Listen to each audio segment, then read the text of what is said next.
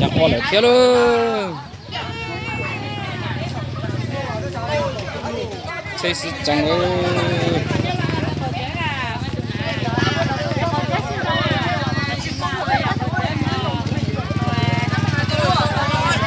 ít tuổi à nhân là ít tuổi à mong ơi xe xe chơi bỏ từ nó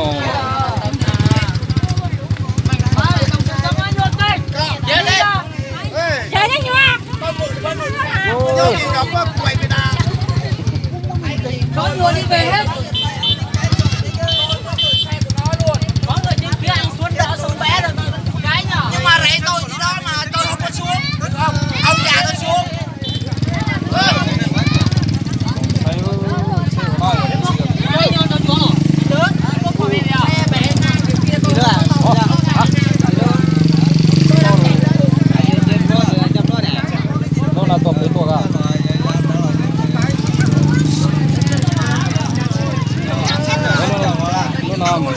một cặp đấy con này hả? Lúc này lụm đây lụm ra.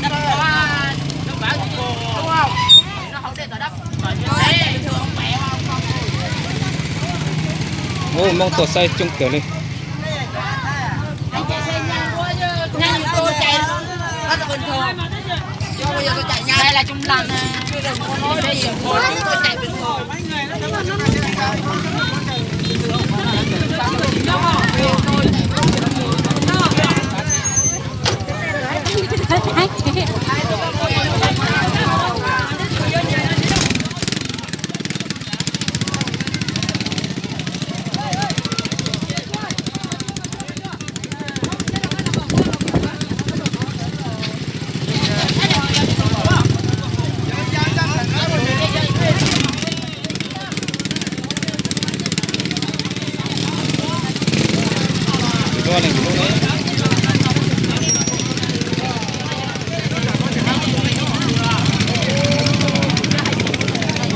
Qua từ đâu à?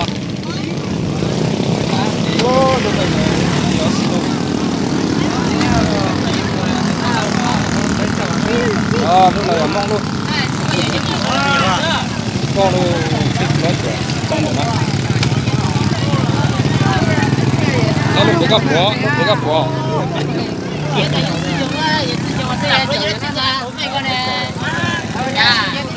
Luôn la cặp với tao kìa.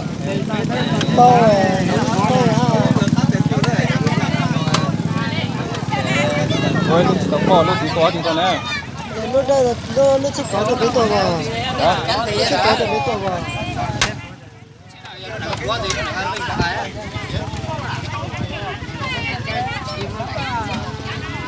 Từ lô à luôn giá. Đúng rồi, tí cua bút luôn. Hả? Tí cua tiệc ngon. Ồ. Cũng là tập với to cả. Dạ. Rồi tí cua vào luôn à? Có. Tí cua. Có luôn hả? Có chùa. Cái dịp đó gì à? Nó nói. Tại bao nhiêu dịp luôn thế này cái.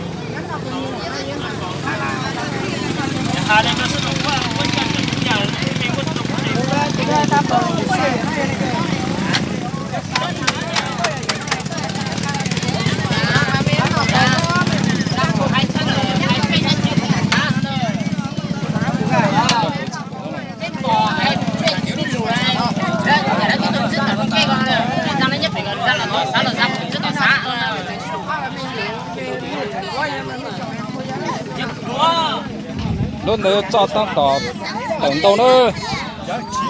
Nó sút cho đó. Sút cho sao đâu. Giờ mình không biết thêm một cái gì luôn mà.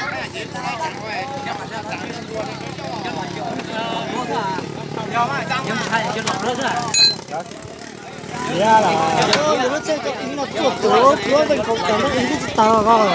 Ừ.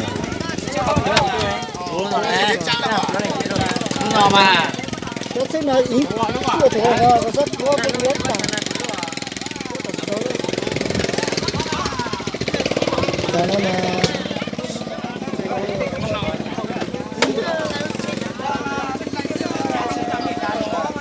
Mẹ ông này mày đi uống nước nhà người ta mà mày giờ này không hiểu nữa thì mày chết rồi đấy. có người Thái mà đúng nè. đúng rồi, có uống nước cái nhà ông gì ở trong Đúng rồi, hai bắp. thế thì mày chẳng phải làm gì. Có chịu phân đâu. Khùng à. Chú này Thái này mẹ. Đúng tôi. Giỏi thế à? Tôi Xe anh chạy vào rồi xong anh mới chạy ra. Tao kiến địa phanh là mày chết luôn á. đúng. Anh em thì hai đầu bí đúng không? Hãy ra bí mày đi vào trong kia hãy ra bí Nó mày.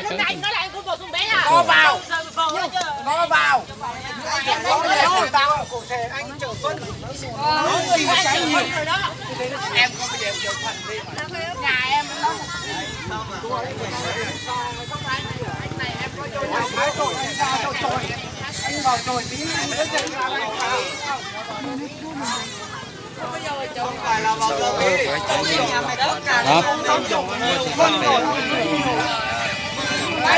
Đây rồi nè. Tôi giữ ít xíu mà. Tôi giữ chỗ cái được không? À, Tôi giữ chết chắn bây giờ tôi tao lúc xe nào. nhưng mà nồng luôn đấy. Hả? Nồng rồi nồng thì mình nồng có dính luôn đấy. Ê, tôi giữ chết chắn đó gì hả? Do mà. Nhận tốt còn.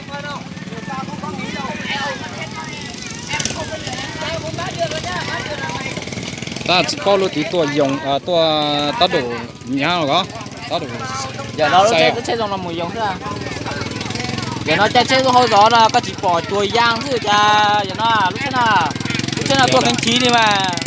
Rồi. Dạ, lúc thế nào tôi mà chuối giang thế mà. Ê.